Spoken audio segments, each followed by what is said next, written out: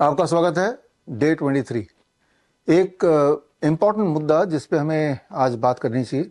आप में से कई सारे पेरेंट्स लगातार रिपोर्ट करते आए हैं कि बच्चे के सिम्टम्स ठीक हो जाते हैं और फिर दोबारा से सिम्टम आ जाते हैं। उनका आई कांटेक्ट बन जाता है, फिर दोबारा से आई कांटेक्ट बिगड़ जाता है, उनकी हाइपर एक्टिविटी कम हो जाती है।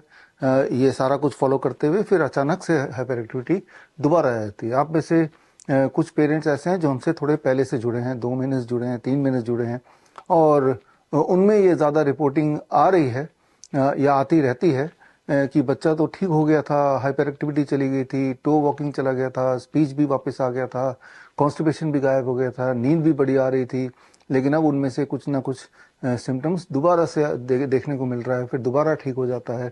तो ये जो फ्लक्चुएशंस हैं, इस फ्लक्चुएशंस क्यों हैं और कैसे इसको रोकें और कैसे वो कंसिस्टेंसी लाएं, इस पे बात करना समझना हमारे लिए ज़रूरी है, साइंटिफिक तरीके से अंडरस्टैंड करना ज़रूरी है।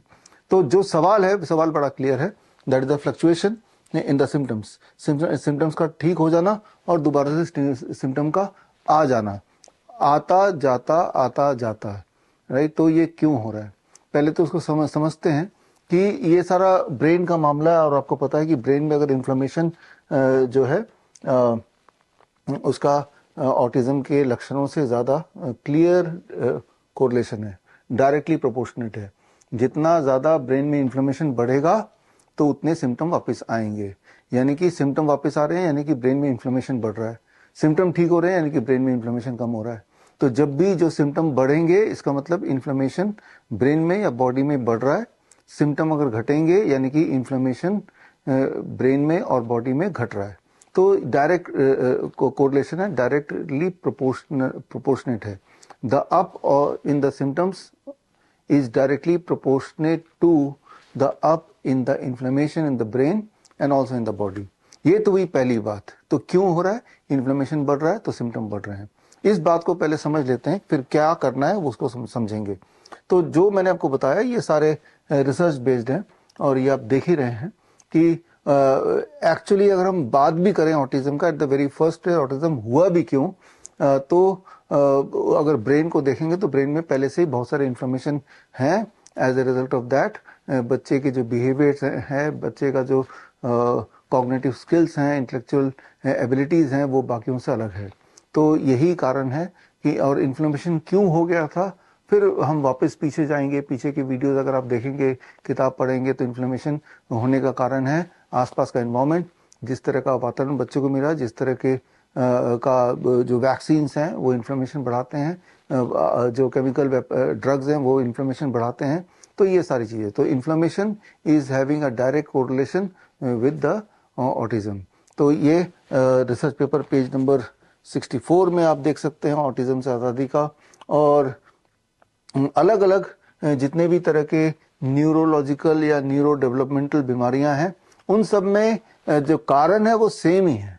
कारण is only one thing, infection and inflammation. और उससे जुड़े हुए ये रिसर्च पेपर आपकी आंखों के सामने है, जो किताब से ही मैंने लिया, ऑटिज्म से आज़ादी से। और यहाँ पे अगर हम बात करें neuro degenerative diseases, neuro degenerative disease वो होते हैं जो बड़े लोगों में अगर ब्रेन में इन्फ्लेमेशन हो जाए और बॉडी में भी इन्फ्लेमेशन या इन्फेक्शन आ जाए, तो उसमें हम इसी न्यूरोलॉजिकल डिजीज को हम बोल देंगे, फॉर एग्जांपल पार्किंसन बोलेंगे, उसे अल्जाइमर या डेमेंशिया बोलेंगे, भूलने की आदत बोलेंगे, या उनके हाथ पैर कांपते हैं पार्किंसन बोलेंगे।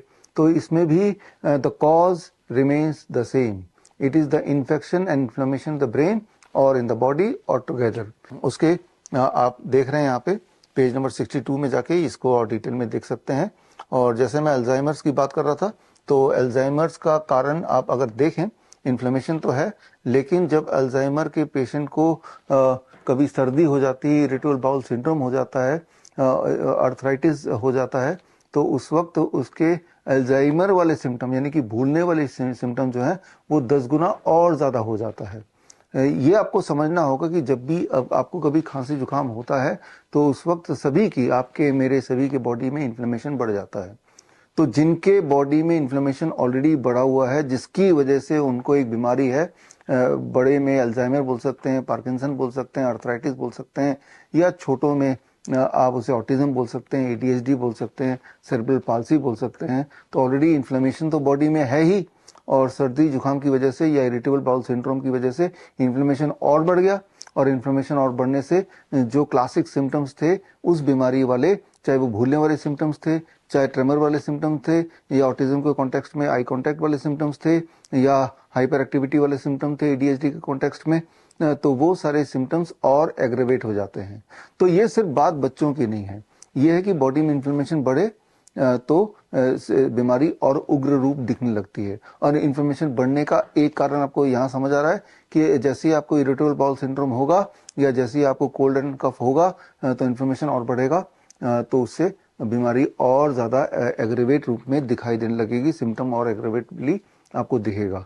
तो यहाँ पे आपको समझ आ रही बात कि जो फ्लक्चुएशन होता है वो फ्लक्चुएशन में कौन कौन से फैक्टर जिम्मेदार हैं।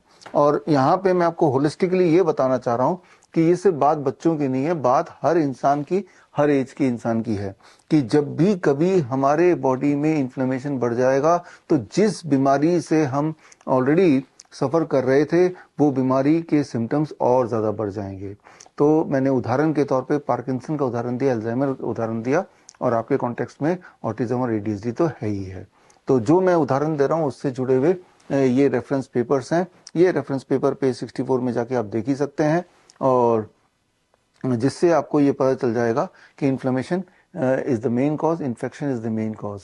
अब जब भी कभी इन्फेक्शन होता है, क्योंकि हम एक ऐसे वातावरण रहते हैं जहाँ पे हर तरह के वायरस, बैक्टीरिया, फंगी होते ही हैं, और या फिर कई बार फूड पॉइजनिंग से भी हमारे इंटेस्टाइनल सिस्टम में इरिटेबल बाउल सिंड्रोम या स्टमक इश्यूज या एसिडिटी बढ़ जाती है, और ऐसे में इन्फेक्शन बढ़ता है, इन्फ्लेमेशन बढ़ता है। तो जो क्लासिक सिम्टम्स थे जिसकी वजह से हम परेशान थे, वो क्लासिक सिम्टम और ज़्यादा फ्लक्चुएट करते हैं, वो और ज़्यादा एग्रेवेट होकर दिखाई देते हैं। लेकिन इंपॉर्टेंट बात यह है कि इन्फ्लेमेशन अगर कम हो जाए, इन्फेक्शन चली जाए, तो दोबारा से वो सिम्टम भी कम होने लगते हैं, वो खत्म हो जाते हैं। तो ये डायरेक्टली प्रोपोर्शनेट है, सिम्टम बढ़ गए यानी कि इन्फ्लेमेशन बढ़ गया, इन्फ्लेमेशन को घटा दो, इन्फेक्शन को घटा दो, सिम्टम फिर गायब हो जाएंगे, है ना। तो अब ये कैसे करेंगे, इसको समझने की जरूरत है। उसके लिए आपको ये स्लाइड देखना पड़ेगा। जिन चीजों से बॉडी की इन्फ्लेमेशन और इन्फेक्शन घटती है वो ये हैं जो आप यहाँ पे देख रहे हैं, जो हमने पहले ही बताया है। जितना ज्यादा सनलाइट एक्सपोजर होगा, जितनी ज्यादा ग्राउंडिंग होगी, जितना ज्यादा आपके टोटल डाइट में रॉ वेजिटेबल्स एंड फ्रूट्स होंगे, या फिर नीम का खास प्रयोग होगा, या आप ये कोशिश करेंगे बच्चों के कॉन्टेक्स्ट में कि 8 बजे के बाद तो कुछ भी ना खाए, तो इन सारी फैक्टर्स को जितना स्ट्रांगली आप इंप्लीमेंट करेंगे उतना इन्फ्लेमेशन, इन्फेक्शन नीचे आएगा। As a result of that उतना ही ये जो फ्लक्चुएशन है वो मैनेज होगा, यानी कि बच्चे एक बार ठीक हो गए तो ठीक ही रहेगा। और मैं फिर बता रहा हूँ, ये सिर्फ ऑटिज्म और ADHD की बात नहीं कर रहे हैं, ये हर एक इंसान की बात कर रहा हूँ मैं, कि बॉडी में इन्फ्लेमेशन और इन्फेक्शन जब बढ़ जाता है तो जो भी बीमारी से वो सफर कर रहा है वो बीमारी के सिम्टम और ज्यादा एग्रेवेट हो जाते हैं। ये यूनिवर्सल लॉ है। अब बात करते हैं कौन कौन सी चीजों को इंट्रोड्यूस करने से इन्फ्लेमेशन और इन्फेक्शन बढ़ सकता है, आर्टिफिशियल चीजों को।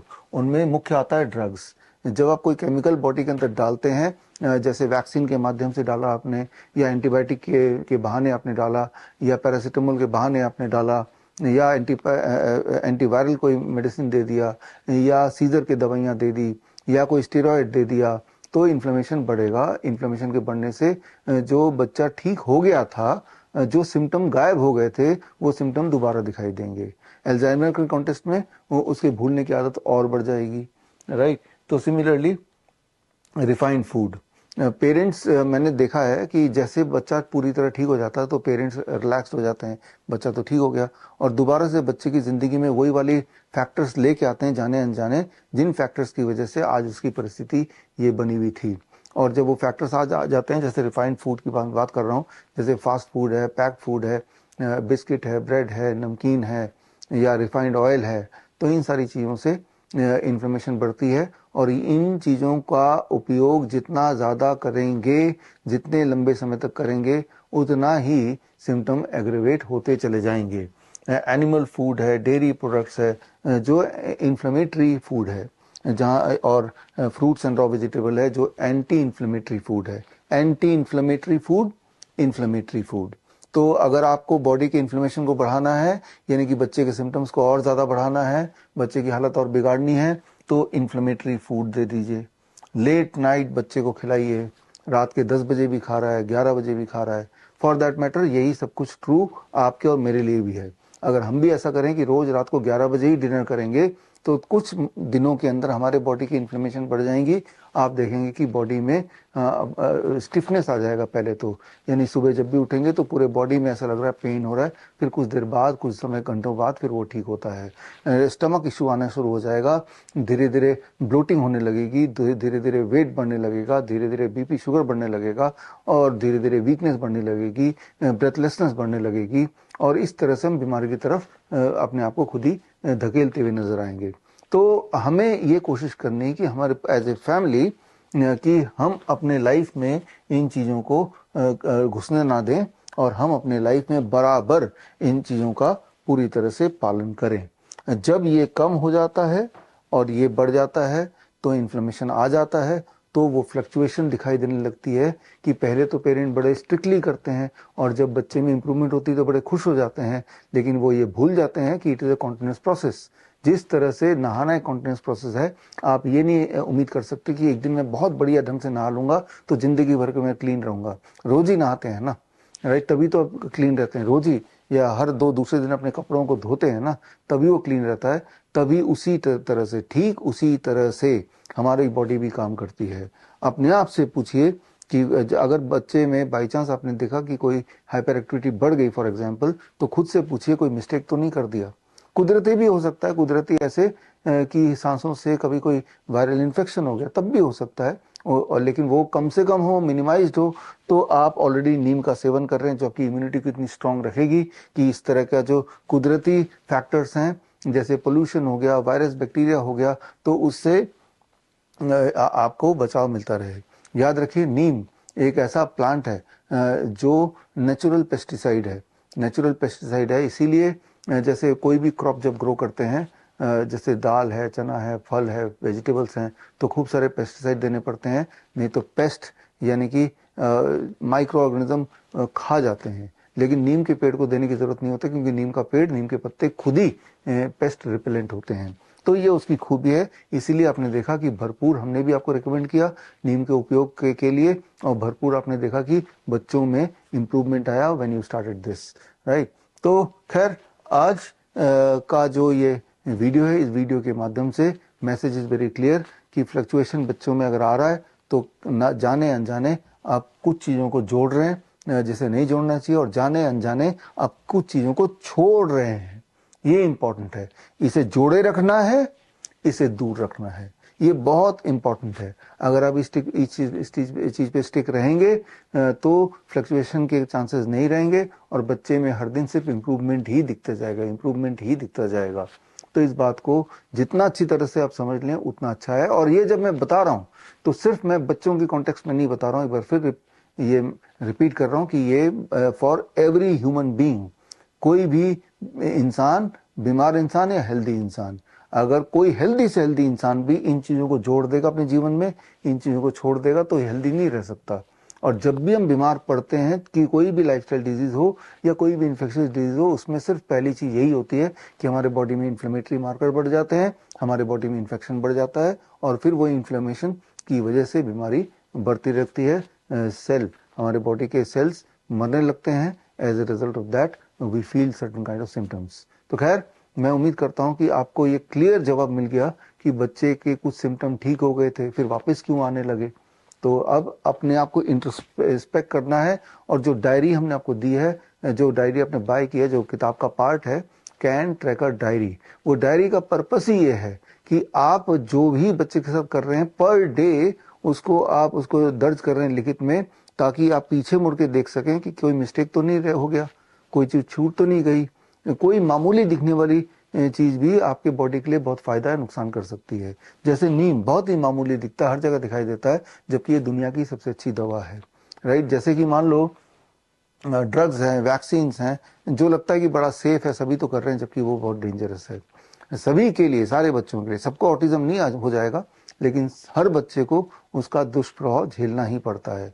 आप देखेंगे आज की तारीख में बच्चे सबसे ज़्यादा बीमार हैं, क्योंकि आज की तारीख में जितने वैक्सीन लगाए जाते हैं इतना पहले इतिहास में कभी नहीं होता था। तो खैर, इसी के साथ आज का ये वीडियो यहीं समाप्त करता हूँ। मिलेंगे कल सुबह 10 बजे। All the best. Thank you. जय हिंद।